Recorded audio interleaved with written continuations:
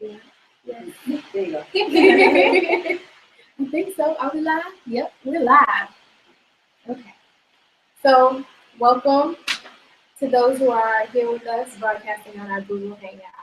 I just wanted to share Mamie's birthday with some people who I love and care for, the people that I know she would love and care for, or she's still here today and share her wisdom with.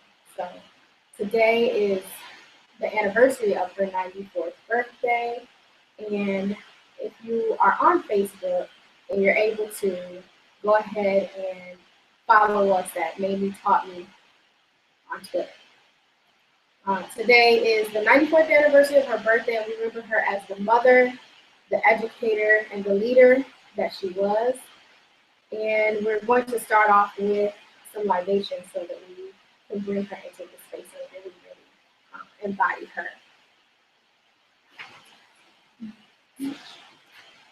Okay.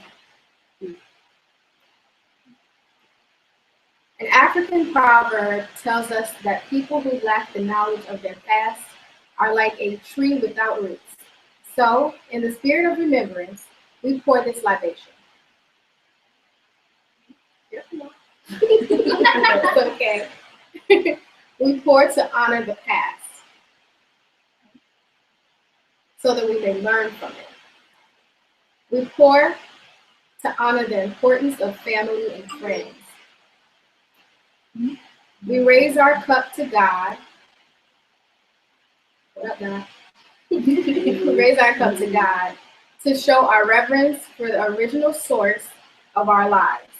We use cool water as a symbol of the continuity of life, to purify and to nourish our souls. We pour to celebrate the memory of the departed. Place your mind with those who could not be here today, family, friends, and ancestors who have passed on, are ill, or simply could not find their way here. Place your thoughts with this person or persons, and if you feel so moved, join in and say their name aloud with us. Mamie. And after you say their name, we want you to say Ashe. Mamie. Ashe. We cast our libations to the north, to the south, to the east, and to the west. We wish everyone to leave here today more blessed than when they arrived. Ashe. Ashe.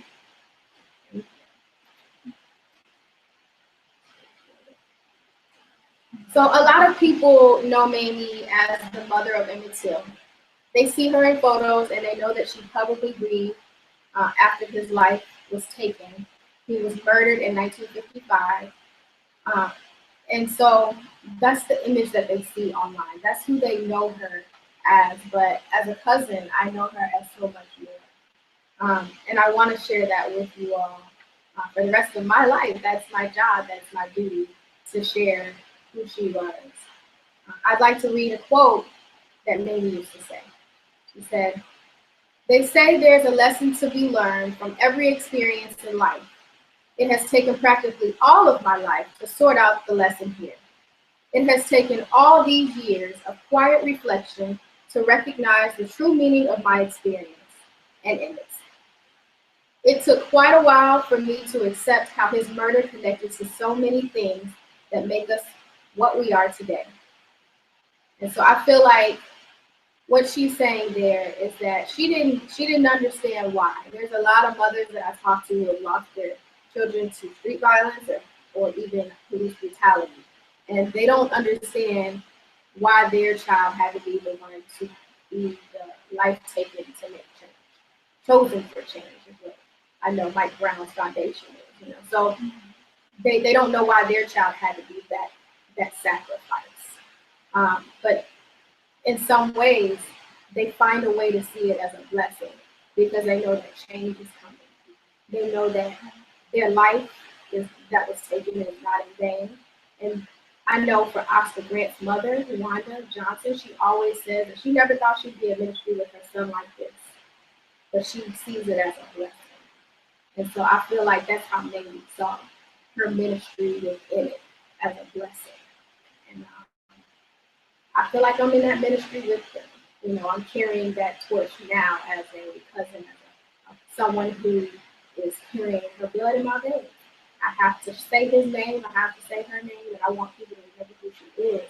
And it saddens me that today's her 94th birthday, and I haven't really seen much on social media. People haven't really remembered her in the way that I thought that they would.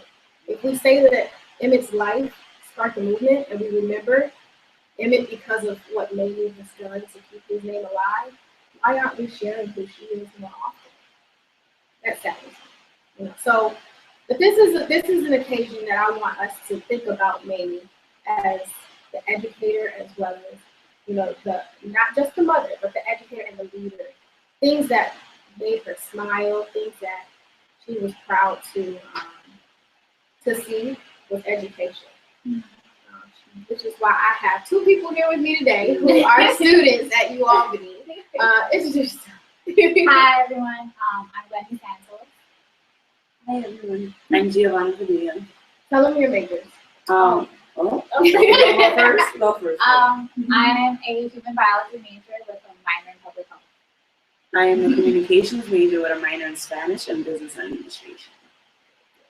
And that's important to mention because these are our future leaders. And I shouldn't even say future leaders. These are the leaders of today. So y'all are making a difference today. You're showing people that you don't have to wait till you get a degree, or you don't even have to have a degree to make an impact on the community you live in, the society that you're in. And that's so important that people see you all and know that you all are active and engaged. I think she would be really proud to see you all and know you all. She would love to meet you all. Yes. So some people consider Mamie to be a leader after having an open casket funeral and after demanding that his body be sent back to Chicago from Mississippi. They consider that to be a brave act. You know, and also remembering her standing on the stand during the trial and how she kept it together and she made sure that she continued to fight for Emmett even after the two men were acquitted for his death, for their crime. No one has ever been charged for his kidnapping, but they were charged for his murder and they got away. They got caught. And I am here to tell you today that I don't believe that the justice system was fair. I think a lot of people agree with that. There's a miscarriage of the justice system. We know that. But I think that it's unfair for the justice system to say that these families of the civil rights era crimes that have gone unsolved, it's an unsettling feeling for us, and it does not feel good to say, well, you should sweep it under the rug, it's over. It's so many years ago, 60 years ago, and you have to just take that. No, I feel like our justice system should create some reconciliation for those families who had to suffer like mine has. It's not fair, and I feel like we deserve better. I feel like there is something that can be done and something that can be said because it's not too late for justice. You're telling me it's too late for justice, but it's not too late for justice. You know, I don't believe that this system was created for us anyway to thrive or survive. And so it was never created with us in mind as people of color. And so every day I tell myself, okay, well, how can I receive justice in a way that may not be written in our Constitution? Right? That's real, right? Like there are ways that I feel like I can get justice without looking into how our justice system says we get our criminal system or whatever you want to call that. You know, it's so based in white supremacy that there is no possible way that we will ever get justice. And so I look to the community projects I work on. I look to try to get justice for other families because every time another child dies, I think of it. Every time another child dies, every time I see another crying mother, I think of me. You know, And were the guys ever convicted of anything? They were indicted, but they were not convicted. Yeah. That's not okay. It was an all-white jury. That explains a lot. Yeah. And we see that today. a We lot. see that today, and then we're told, oh, it doesn't matter that it's an all-white jury. It does matter. Because usually, let's say it's a case with someone white, like a big, yeah, exactly. They usually say, oh, that person needs help, like that person, they're gonna just like crazy person, they need help, exactly. But let's say it's a black mother that, let's say for example, didn't mean to leave their child in the car because they had to, like they have work, they had to find a way to provide for them. They want to say they're accusing them of murder, all this other stuff that isn't fair, but they don't need help. According to them, it's like they have problems and they shouldn't be on the street. But the white person, when they don't like, they need help. They have a mental issue that they need help with. Just like shootings at school. It's the same thing. It's mental health. They always say that's mental health For them. Instead of, I see that a lot too. Like, they always say, oh, for example, the gentleman that shot the 9 people in Netflix, they arrested him, but they gave him what, they gave him a bulletproof vest. They carried him out in bulletproof vest. So when have you ever seen that, for someone of color? Never. The value of life there. And that's why we say Black Lives Matter, right? Because there's a certain value placed on white lives that aren't placed on Black lives. Right. Yeah. It's sad to see. It's a lot of people say that there is justice, but there isn't.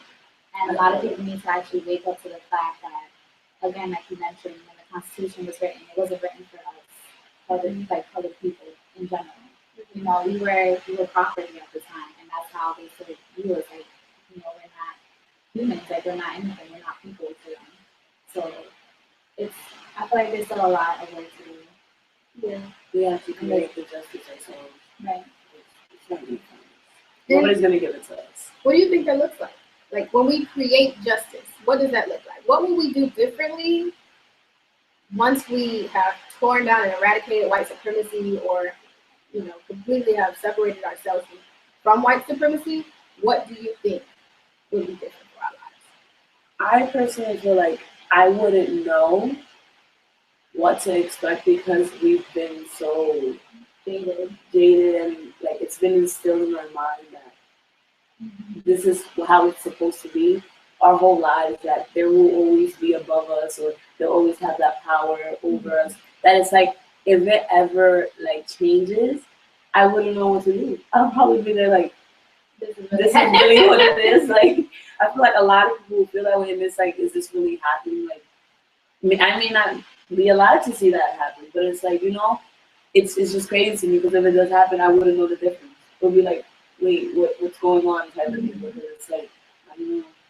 I wouldn't know how to describe it, to be honest, because I've never seen it. I don't think I ever will in my life.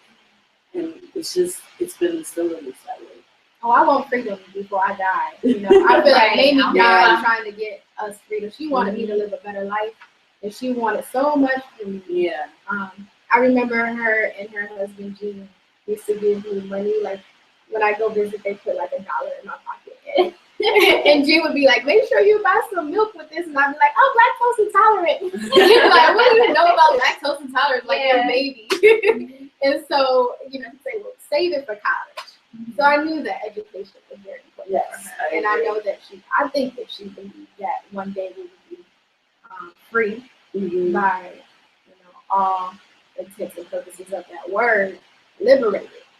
I really, truly believe that she felt like there was some hope when she found out about Martin, when she knew who Martin was, and that's why she had us learn some of his speeches. She thought very highly of Martin Luther King, and so I think she believed in that man. She felt like his direction was.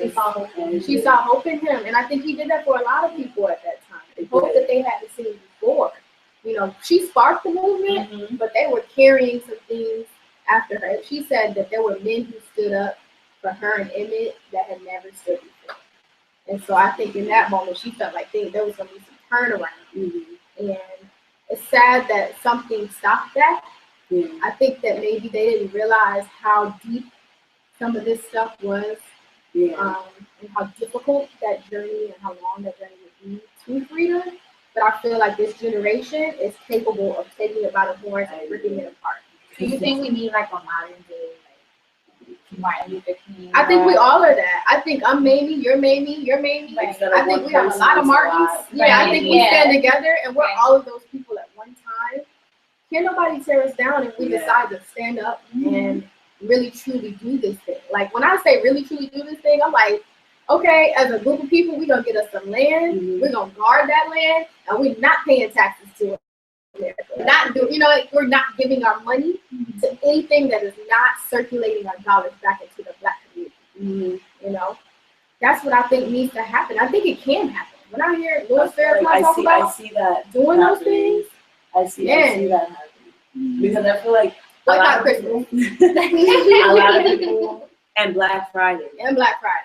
That's real. So I feel like a lot of people think that we're the generation that is corrupted, and I feel like that's because we don't keep our mouths shut. Like I've seen that we're very outspoken. We're not afraid to do certain things and put ourselves out there. Whether it is some people may lose their lives, but it's like that's what it took for Martin Luther King for him to do something. It took for somebody to kill him to be like, oh, okay, well, yeah, guys, it's serious. We're gonna make some laws, that. But that still wasn't enough. You know what I mean? They want to give him a day and say, okay, yeah, we accommodate you guys. Like, what else do you want? It's not enough.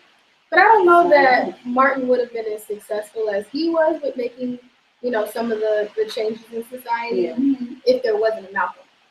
I think that both people, I agree, and both the nonviolent and the revolutionary, rebellious, or whatever you might call that, militant person, activist, definitely the combination of the two made headway. Yeah, I agree. I feel like that's usually what it is. We need that person that would think like, just not taking and just go together. Exactly. That's just how it is. We need more, and I think we're seeing that. We're seeing that in Ferguson. We're seeing that in Cleveland. We're seeing that. So I'm excited. I'm ready to be a part of this. I think it's about time. That change has to come sooner or later. We can't continue seeing people die. Due to injustice. So Emmett used to be when he was little. They used to talk about how he was a prankster, and he kind of sometimes would tell jokes, and he had to be the life of the party. Yeah. We had the 60th commemoration. There was a raccoon that fell from the ceiling. It ran around the church. Oh, no lie, it was running around the church. Everybody's feet was up, like it was a joke. Like it was so funny. But we said that was the spirit of Emmett Till coming into the space, just like doing a joke on us. But Emmett was bragging about the fact that there was integration in the American school system. He loved the idea of integration, and I think his mother had something to do with that. He was excited about getting a good education and being around people who were different from him and learning from him. And that's something that I think that students who go to historically and still white institutions, colleges and universities, are excited to be in a system where they can learn from different people. They always wonder and question if they missed something from historically Black colleges and universities, but they're excited for that opportunity too. And I think that we're seeing an uprise of college students at these historically white institutions because they want the equal treatment that they have not been given. So we see the things that have happened at Mizzou, we see the things that have happened at Yale, Brown, everywhere. The death threats that these students have had to deal with and the bias-related incidents that have occurred. And we know that 60 years ago, Emmett was trying to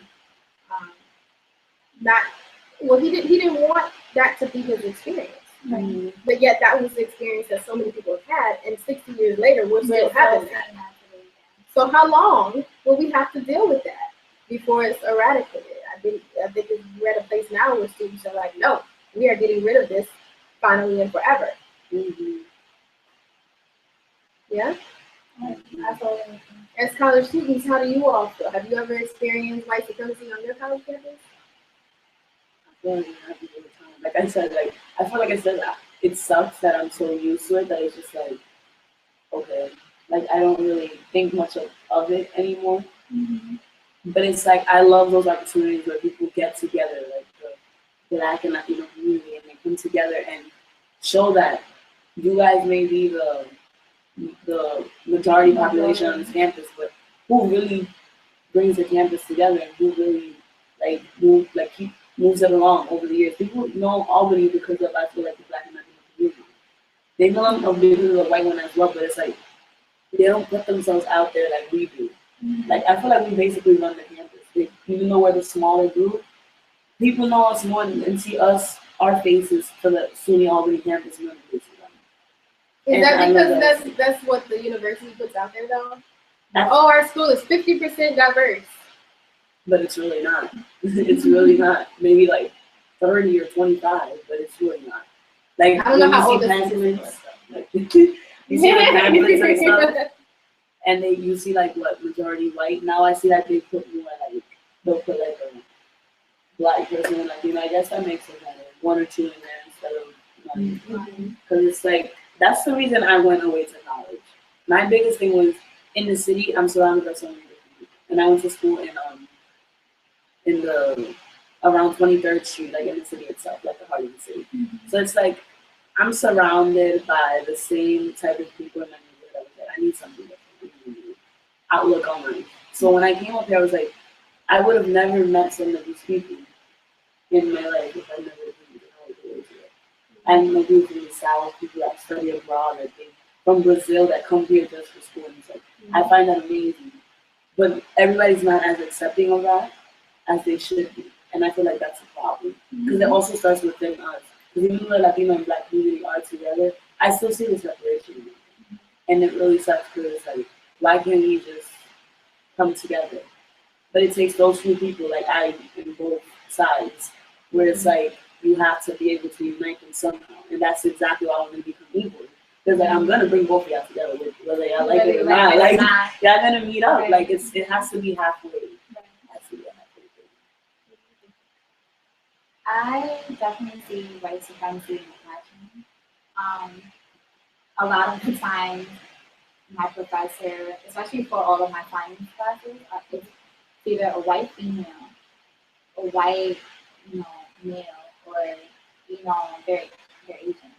So it's kind of heartbreaking because you don't really see a lot of Blacks and Latinos like professors on campus. I don't think we have any Latino professors. We have a couple, for the Lax department. But it's for the Lax department. But for like for the sciences, you don't see any. It's so heartbreaking. Even the TAs, like the teachers assistants for chemistry, for bio, for physics, they're all white. Mm-hmm. So it's like, why can't you throw at least one colored person in there? So that they can engage in a connection with the students, so that the student doesn't feel like they're being left out. What I love though is a lot of us Blacks and Latinos, we don't let that stop us. Like I have an 8-15 class with human anatomy, and every time I go, we see a lot of the colored people sitting in the front. Mm-hmm. Like we show ourselves all the time. Like I always sit in the front. I make sure that professor sees like it doesn't matter. Like you may want to attract a lot of the white students are gonna be the majority in that class, and you'll see that. But yes, you will also, you'll see us too, and we will go to your office hours, and we will make it known that, we're not gonna settle down for a measly C or a D in our class. Like we're gonna make sure that we do continue on with not only with our classrooms, but outside of that too, and continue on to our future careers. I feel like it's sad too, even after a lot of us graduate, a lot of us change our minds as to what we want to do in our career because we don't have enough funds, we don't have enough support, we don't have we don't really network with the right people. Why? Because the majority of the people that work in those fields are white.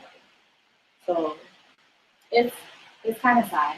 I feel like, one of the tools that we are really using now is education, but we really have to, use education to get better jobs so that we can, as a group, we can enforce each other and support each other to do better, so that we can support our future children and grandchildren, to actually lead by example, as in, I was a doctor.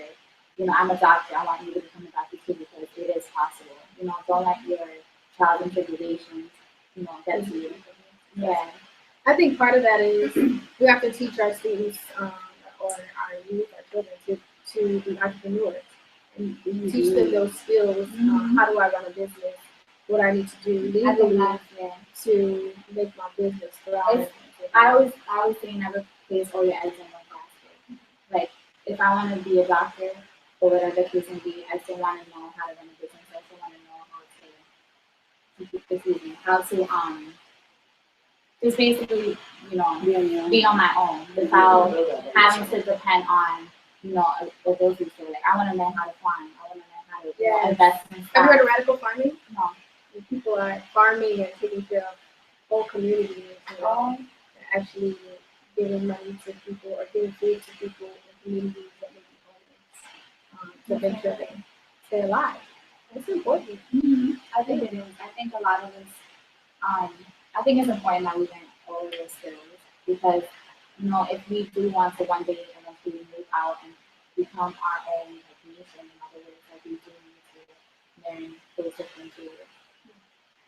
We are already our own nation. Yeah, I'm I'm very adamant about that. No, we have our own. I know. We will survive and thrive. We don't need any help. We can do that. We're independent people already. Right. We don't find a way. We make a way to keep our nation living. We can do that. I think that if Mamie were here today, she'd still be an educator. She'd still be teaching. And I think she will be teaching around some of these things we talked about today. Entrepreneurship and how do you create your own jobs and have skills to network with important people and how do we reach back and bring people with us? All of those different things that you said. How do we connect with people who are maybe not African American but Latino? How do we connect across cultures and include people who may have been left out before?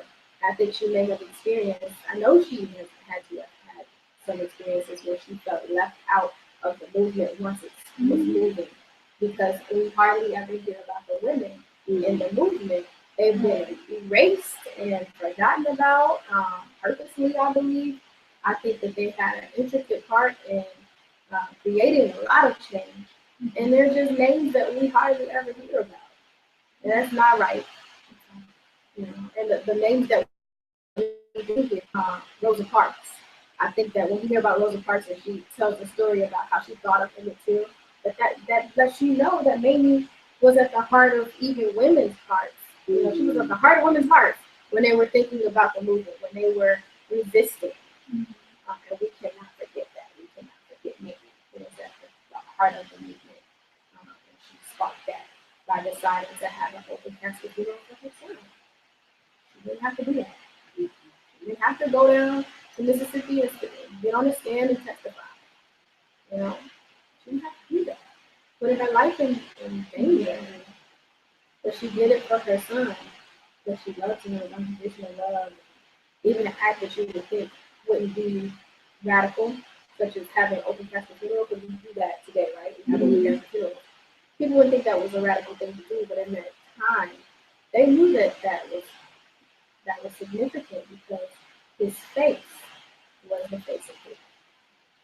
And she loved him, regardless of what they did. A lot of people know the educator. A lot of people know her as a leader and the civil rights activist, but some people were fortunate enough to know her as an educator if they ever were brought up in the Chicago public school system, because that's what she taught. And I didn't have that experience with her as a student or a pupil, but I had the experience in her home sometimes learning from her. But some of the things that I was learning was like how to wash the dishes, how to sweep, You know, Mamie was a little bossy at times. You know, I will say I was afraid of Mamie. Like I was like, she gonna whoop me. I gotta be in line. You know, that was my relationship with her because I was a baby and she was raising me. You know, like she was teaching me how to be a woman, how to grow up and be a good woman. And so a lot of our time was spent with domestic activities. You know, and me going to get stuff. You know, how you have your little cousins. You like, go get that remote, baby. Go get that remote for me. Yes, I was the remote. There was no remote. I was the remote. And so that was my experience. A lot of times, you know, I didn't know how to do a lot of things because I thought I was too little. I used to always come home and be like, well, I'm too little. They told me I'm too little. I'm the youngest of 4. I can't do it. Get that word can't out of your vocabulary. You can do anything you want to do. You set your mind to it, you can do it. And I'd be like, but I can't wash these dishes because I'm too short. You know, and so she'd be like, well, here's the steps to it. Right. Not playing that with you. You can't. Exactly. So that was my experience, you know, with knowing her as an elder in that way. I knew her towards the end of her life. And she was a special woman. She was bossy woman, but she was a special woman. She had purpose, and she was gonna make sure that I knew how to wash the dishes. You know, like I'm just being silly. But yes, I appreciate all that she taught me as an educator. Do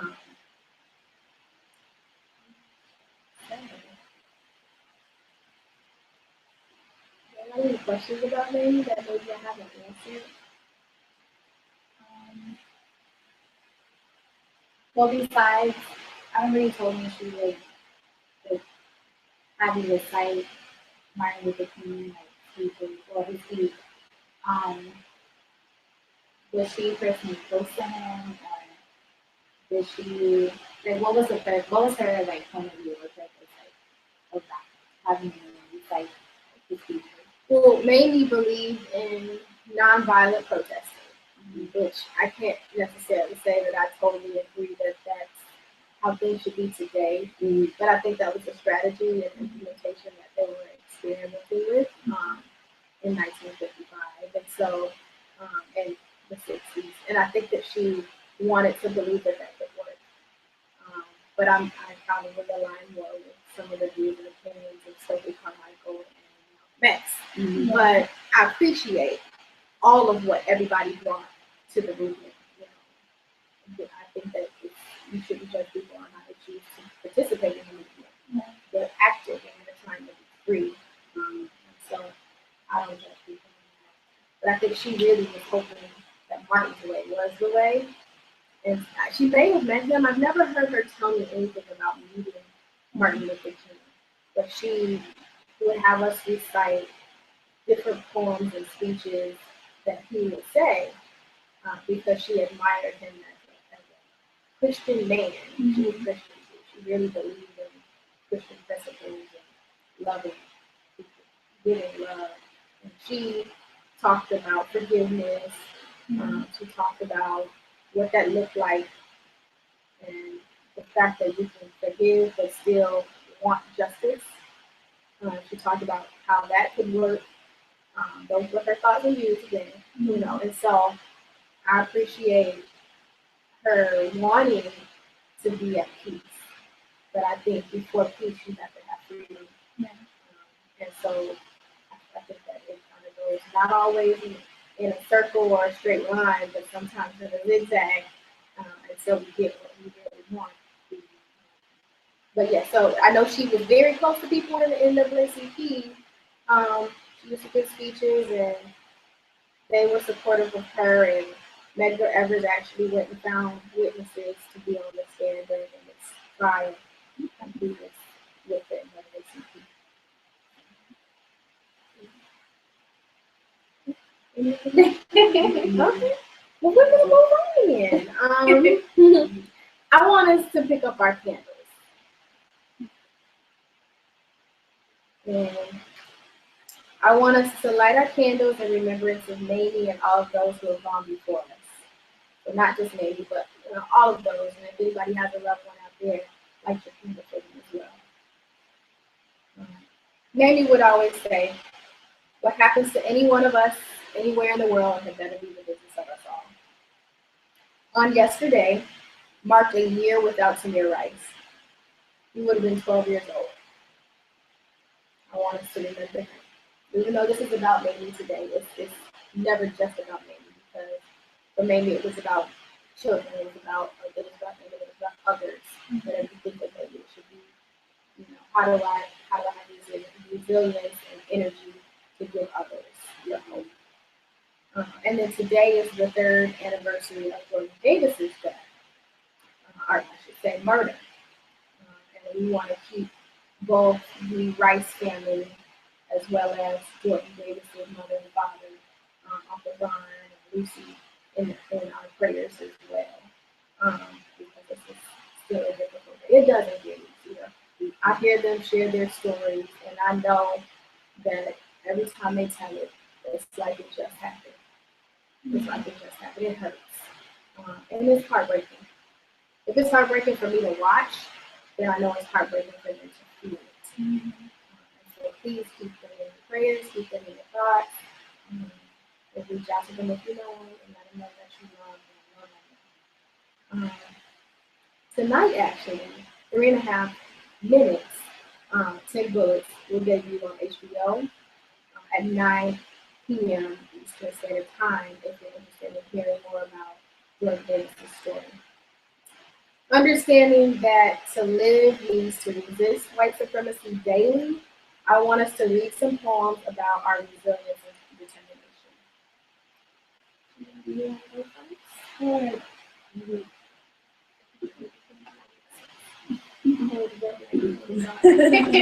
Okay. Let us have faith in the future. I know it starts sometimes, and I know all of us are beginning to ask, how long will we have to live with this system? I know all of us are asking, how long will prejudice blind the visions of men, darken their understanding, and drive bright-eyed wisdom from her sacred throne?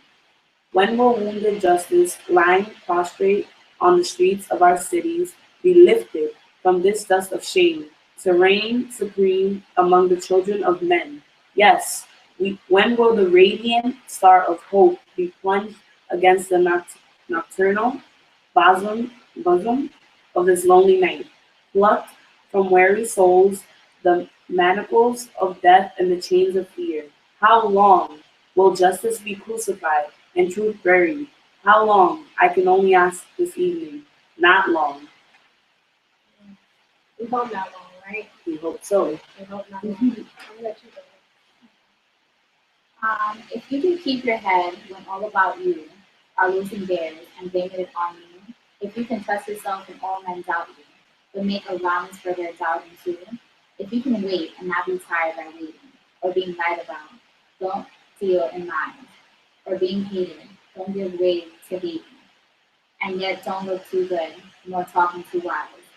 If you can dream and not make dreams your master, if you can think and not make your thoughts your aim, if you can meet with triumph and disaster and treat those two imposters just the same, if you can dare to hear the truth you spoken, twisted by knives to make a trap for fools, or watch the things you gave your life to broken and stoop and build them up with worn out tools.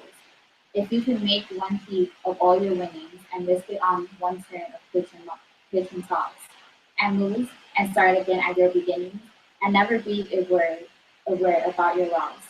If you can force your heart and nerve and sinew to serve your turn long after they were gone, so hold on when there is nothing in you, except the will which says to them, hold on.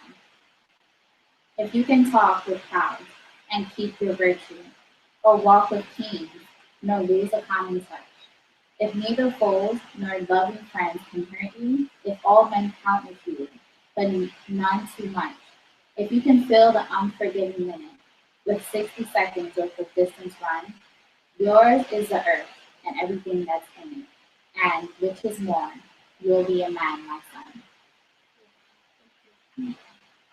Now, this one is a poem that Mamie used to have me recite when I was a little girl. It says, If you can't be a pine on top of the hill, be a shrub in the valley. But be the best little shrub on the side of the hill. Be a bush if you can't be a tree. If you can't be a highway, just be a trail. If you can't be the sun, be a star. For it isn't by size that you win or you fail. Be the best of whatever you are.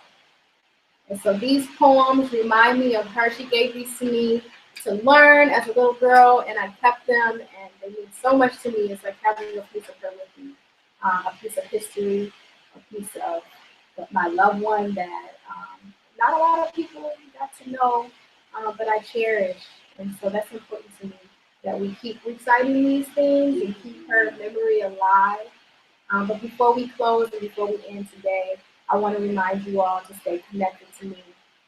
You keep me energized, and I hope that I keep you energized in this long fight for liberation. We hope it won't be too much longer, right? We want to break down this system so that we can all be successful and succeed and live out our dreams without fear, because that's true living. We can live without fear. The last thing I want to say is follow us on Twitter at Mamie Taught Me, and you can hashtag Mamie Taught Me if you are listening and you want to share some things that have been said today, and stay connected. That's what I need. That's what I hope others will do for me. That's what I need today. For sure. So thank you. Thank you. Thank you. Bye.